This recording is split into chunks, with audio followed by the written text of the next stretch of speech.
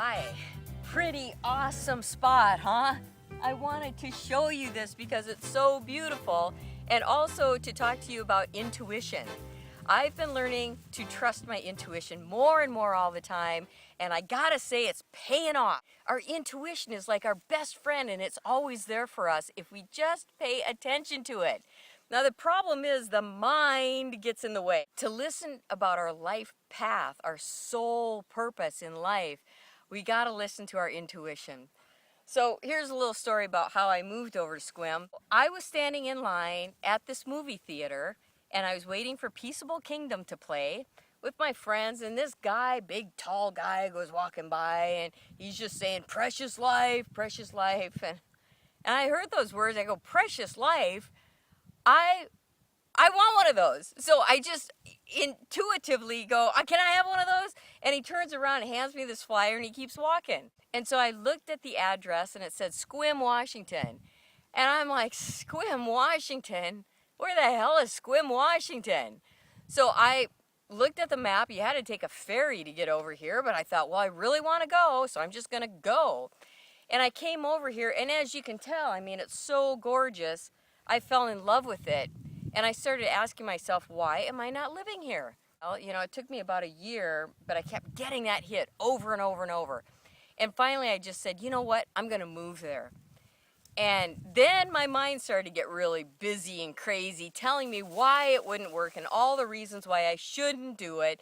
But my heart kept saying, go, go, go. So I thought, okay, I wasn't making like any money at the time. I'm like, I can't hire movers.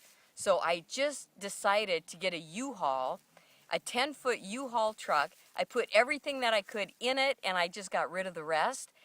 And I remember feeling very excited. Like, I could hardly believe I was doing this. And my mind kept telling me why it wasn't going to work. But I just kept listening to my heart.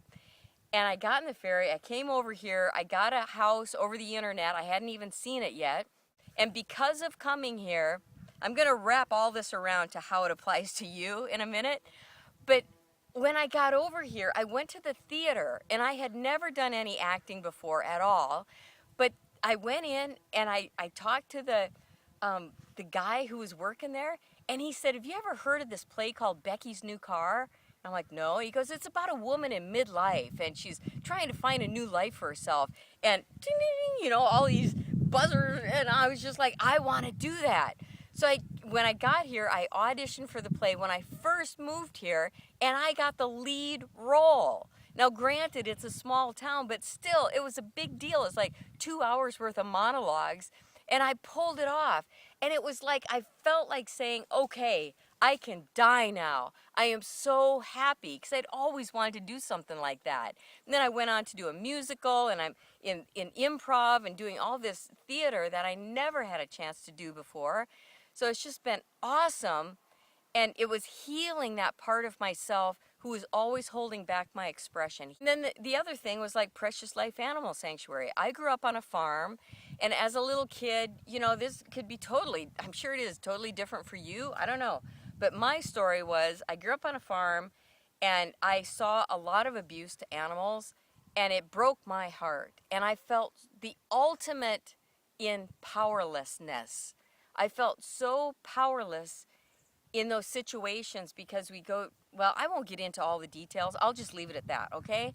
I felt powerless. And now coming out here, I feel healed every time I come out here because they're just so kind to the animals, and I get to be with them, and I feel like I really needed to do this to heal my heart and to just heal my soul, I guess.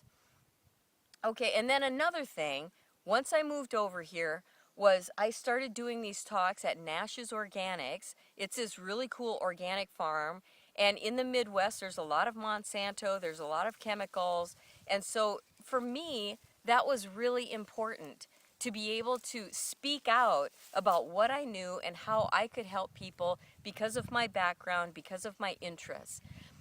Now think about your own life. You know, think about where you've had an intuitive hit to do something. And then if you're like almost everybody on the planet, your mind's going to try to talk you out of it. You know, you got to kind of plan it out. Like I had to go down to the U-Haul, I had to measure things and, you know, get some logistics down. But basically, it was because my heart was pulling me here, and it just kept pulling me, and I didn't feel pushed. There's such a huge difference between being pushed by something and being pulled in the direction that your soul really wants to go. So, intuition, it's usually like this kind of gentle nudge, like a tease, kind of come on, come on, come on.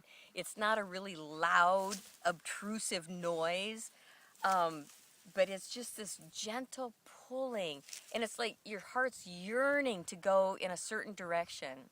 So when you have that kind of feeling, that yearning to go in a certain direction, I would say pay attention to that. Take inspired action. Okay, we could go a lot deeper with this, but in this short video, I just want to ask you, what does your soul really want to do? What would you love to do? And if you're like most people, the mind will get busy and the mind will tell you all the reasons why you can't do that. Don't you get tired of that voice? I do.